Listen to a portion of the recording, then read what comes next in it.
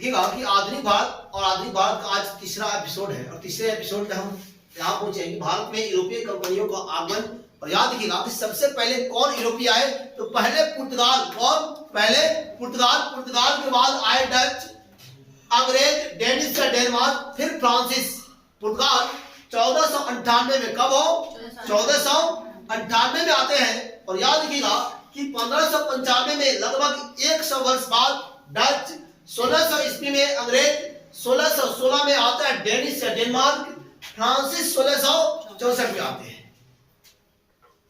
लेकिन जब कंपनी की स्थापना की बात होती है तो कंपनी की स्थापना के संदर्भ में याद रखिएगा कि ये जो है डच अंग्रेजों से पिछड़ जाते हैं, अर्थात अंग्रेजों की कंपनी की स्थापना पहले हो जाती है डचों की बाद में होती है। क्लियर? इसी पश्चात देखेंगे कि कारखाना स्थापना वर्ष और स्थान। इसमें क्या है कि पहले पुर्तगाल 1503 ईस्वी, पुर्तगाल 1503 ईस्वी स्थापना करते हैं कारखाना की कोचीन में। कहा? कोचीन में करते हैं। फिर डच करते हैं कब? 1605 में, और ये करते हैं मसूलीपट्टनम में। अंग्रेज 1608 और ये सूरत में करते हैं, अर्थात अंग्रेजों की पहली कोठी 1608 में सूरत में स्थापित हुई थी। डेनमार्क 1620 और 1620 में तंजौर में करते हैं, जबकि फ्रांसिस 1668 में सूरत में करते हैं। क्लियर? इसके पश्चात देखिएगा भारत में यूरोपीय कंपनियों का जो स्थापना क्रम है, इस स्थापना क्रम में कंपनी का नाम होगा और कंपनी के नाम में देश होगा और स्थापना वर्ष होगा, अर्थात कौन से देश की कौन सी कंपनी थी। क्लियर? जैसे हम चर्चा करते हैं तो एस्टाडो द इंडिया यह पुर्तगाली कंपनी थी। एस्टाडो द इंडिया पुर्तगाली कंपनी थी, जो याद रखेंगे आप कि 1498 में इसकी स्थापना हुई थी। फिर बात करते हैं हम ब्रिटेन की कंपनी की, तो ब्रिटेन की कंपनी की छोटी सी नाम है। ब्रिटेन की कंपनी की छोटी सी नाम है। आप सुनेंगे तो कहेंगे वाह क्या छोटी सी नाम बता दिए सर। याद रखिएगा कि the governor and company of merchant of London trading in the two, याद रखिएगा, इन टू द ईस्ट इंडिया। इतनी छोटी सी नाम है। ये ब्रिटेन की कंपनी थी और इसका स्थापना 31 दिसंबर 1599 को महारानी एलिजाबेथ के द्वारा लगभग 217 व्यापारियों का एक समूह भारत होता है, जो 1600 ईस्वी में, आप पढ़ते हैं कि 1600 ईस्वी में अंग्रेज भारत आए। क्लियर? तीसरी बात करते हैं डच ईस्ट इंडिया कंपनी की। तो डच ईस्ट इंडिया कंपनी की बात करते हैं तो ये हॉलैंड की थी या फिर नीदरलैंड की थी 1602 ईस्वी में। इसके पश्चात कंपनी द इंडिसे, नाम थोड़ा याद रखिएगा, कंपनी द इंडिसे ओरिएंटल फ्रांसीसी कंपनी थी और ये फ्रांसीसी कंपनी 1664 में बात आती है। तो इसके पश्चात स्वीडिश, जो स्वीडन वाली है, Swedish company, Swedish East India company और Swedish East India company Sweden की थी और यह 1731 में इसकी स्थापना होती है। याद रखेंगे कि आलू, मक्का, अनानास, क्या? आलू, मक्का और अनानास ये पुर्तगालियों की देन है। हमारे यहां जो आलू चलता है कि नहीं हो, आलू ही है जो बिल्कुल परफेक्ट लगता है, हर एक थाली में आलू पड़ता है। तो ये पुर्तगालियों को देना है। मक्का पुर्तगालियों को देना है, अनानास पुर्तगालियों को देना है। इसके पश्चात देखिएगा कि फ्रांसिस्को द अल्मेड़ा यह पुर्तगाली वायसराय था। और याद रखिएगा कि इन्होंने ब्लू वाटर पॉलिसी अपनाई थी, अर्थात अकबर, महान अकबर भी जब कोई कार्य करते थे, मतलब एक तरह से हम कह सकते हैं कि कार्य पद्धति को उन्होंने अवलंबन किया था। यदि कोई व्यापार करना चाहता था तो उससे भी टैक्स वसूला जाता था। ब्लू वाटर पॉलिसी के तहत वो संपूर्ण समुद्री क्षेत्र पर एक तरह से कह सकते हैं कि समुद्री व्यापार पर उसका अधिकार था और इसी अधिकार के कारण वह टैक्स वसूलता था, जिसे शांत जल नीति, क्या शांत जल नीति के नाम से भी जाना जाता है। फ्रांसिस्को द अल्मेडा वायसराय था पुर्तगालियों का। क्लियर? कंपनी के नाम, बेस और स्थापना वर्ष, मतलब कौन सी कंपनी की स्थापना किस देश ने किया और कब किया। क्लियर? तो देखिए सबसे पहले कि एस्टाडो द इंडिया, कौन? एस्टाडो द इंडिया कंपनी। और एस्टाडो द इंडिया का स्थापना जो हुआ पुर्तगाल के द्वारा हुआ था और पुर्तगाल ने इसकी स्थापना करी थी 1498 ईस्वी में। क्लियर? इसके पश्चात आता है कि the governor and company merchant of London trading into the east India company. और ये जो trading into the east India, और याद रखिए कि ब्रिटेन के द्वारा 31 दिसंबर 1599 ईस्वी को महारानी एलिजाबेथ 217 व्यापारियों का एक हुजूम, एक समूह, एक संघ इस कंपनी के नाम से भारत की यात्रा पर होता है। और याद रखिएगा कि ये भारत पहुंचता है कब? 1600। इसके पश्चात डच ईस्ट इंडिया कंपनी, और Dutch East India company Netherland या हॉलैंड देश होता है, 1602 होता है समय। और डेनिश ईस्ट इंडिया कंपनी, और Danish East India company Denmark 1616 में।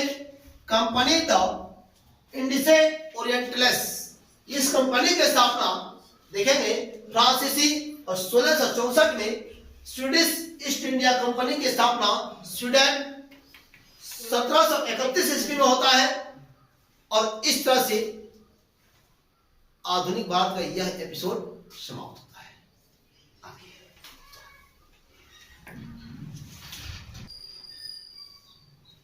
आधुनिक भारत और आधुनिक भारत का देखिएगा, ध्यान से सुनिएगा, केवल बोर्ड पर ध्यान होना चाहिए क्योंकि ये जो टॉपिक शुरू हो रहा है इसमें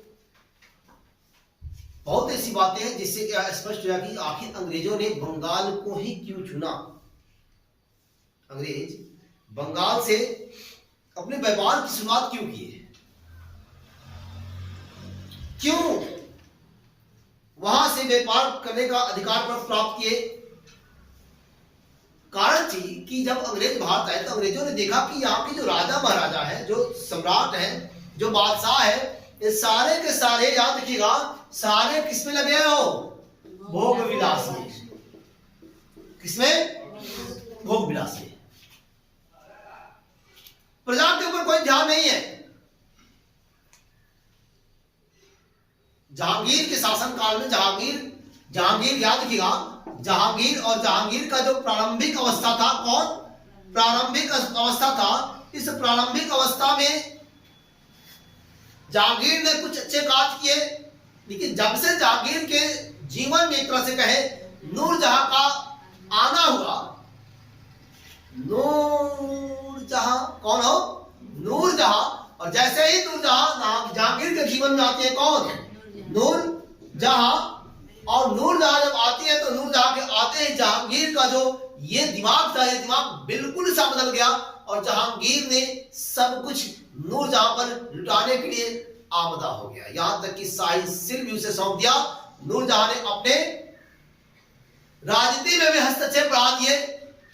आप जान चुके हैं, रिपीट करने की जरूरत नहीं है कि बड़े भाई को 6000 का मनसब, छोटे भाई को सूबेदार, तो ऐसे ऐसे पदों को उन्होंने अपने कब्जे में ले लिया। तो एक तरह से कहे कि प्रजा में जो जहांगीर की जो बात,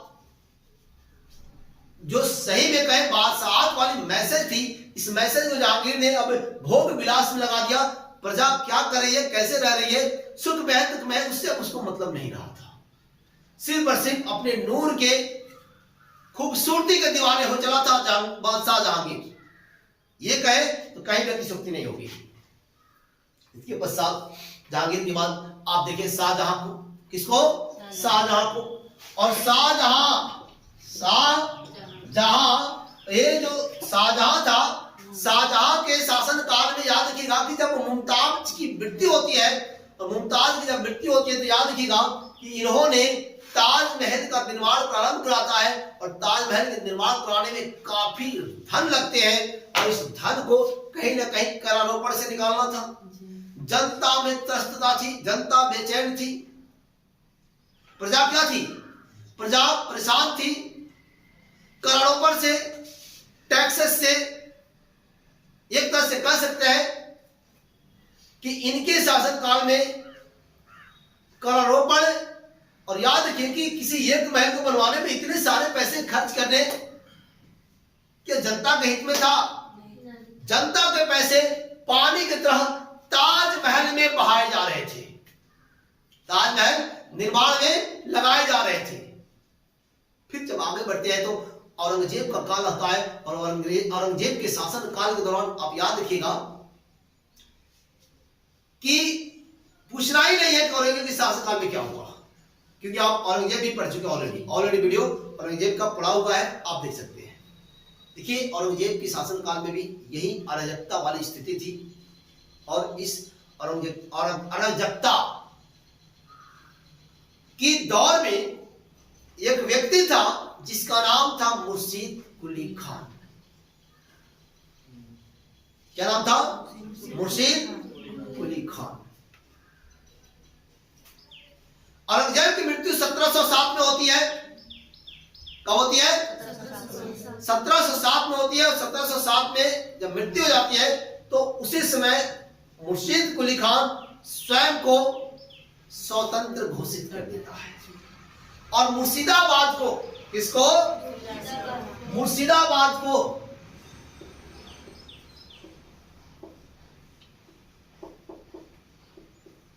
मुर्शिदाबाद को अपनी राजधानी बनाता है।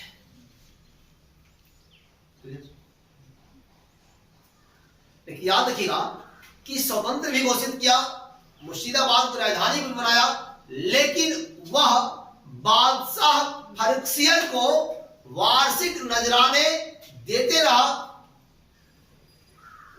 क्या? नजराना देते रहा। नजराना का जो मतलब होता है, याद रखिएगा कि नजराना वो होता है जो बादशाह को एक नियत राशि जो होती है, उपहार जिसको कहते हैं, क्या उपहार, वह एक निश्चित समय तक दिया जाता रहे। तो नजराना बंद नहीं किया। फर्रुखसियर बादशाह था, मुगल बादशाह कौन था? फर्रुखसियर था। क्लियर? और फर्रुखसियर को एक रोग होता है जिस रोग से वो काफी पीड़ित होता है, गंभीर रोग होता है, और इस गंभीर रोग से उसको बचाने का जो कार्य करता है एक शल्य चिकित्सक डॉक्टर हैमिल्टन उसका नाम होता है, वह अंग्रेज होता है। क्या होता है? वह अंग्रेज होता है और फर्रुखसियर का वह इलाज करता है। फर्रुखसियर का जब वह इलाज करता है तो फर्रुखसियर उससे प्रसन्न होता है, वह ठीक हो जाता है। अर्थात 1715 से 1717 तक 2 वर्षों तक उसका खूब देखभाल सेवा करता है, ठीक होता है, और ठीक होता है तो प्रसन्न होता है, प्रसन्न होता है तो बंगाल पर, इस पर बंगाल पर मुक्त व्यापार करने का अधिकार दे देता है। याद रखिएगा उस समय बंगाल के क्षेत्र में शामिल कौन कौन से वर्तमान के क्षेत्र थे? तो याद रखिए उस समय के बंगाल में, याद रखिएगा कि वर्तमान का बांग्लादेश, पश्चिम बंगाल और पश्चिम बंगाल के बाद बिहार, उड़ीसा, क्या उड़ीसा, झारखंड, ये सारे के सारे क्षेत्र बंगाल के क्षेत्र में शामिल थे। कहां थे? बंगाल के क्षेत्र में शामिल थे। अब देखिए कि मुक्त व्यापार करने की वार्षिक थोड़ी सी कर दे करके, मतलब 2 या 3 हजार रुपया कर दे करके और पूरे साल व्यापार करते रहो, ये दस्तक, ये पास, ये फरमान जो फर्रुखसियर ने जारी किया था, इस फरमान का अंग्रेजों ने गलत फायदा उठाया और इसका दुरुपयोग करते रहा। इस दस्तक का दुरुपयोग किया, इस पास का दुरुपयोग किया, इस फरमान का दुरुपयोग किया। और दुरुपयोग किस प्रकार किया कि भारतीय व्यापारी जो थे, इस अन्य व्यापारियों को अंग्रेजों ने उसके माल का कुछ टैक्स का हिस्सा लेकर के और अपने नाम पर चढ़ाकर उस माल को भी पास करवा देते थे। इस तरह से बंगाल का शोषण होना प्रारंभ हो गया। बंगाल आर्थिक रूप से कमजोर होने लगा। जो सबसे समृद्ध, सबसे संपन्न प्रांत हुआ करता था, वह खोखला होने लगा। अंदर ही अंदर अंग्रेजों ने क्या किया, इसको खोखला करना प्रारंभ कर दिया।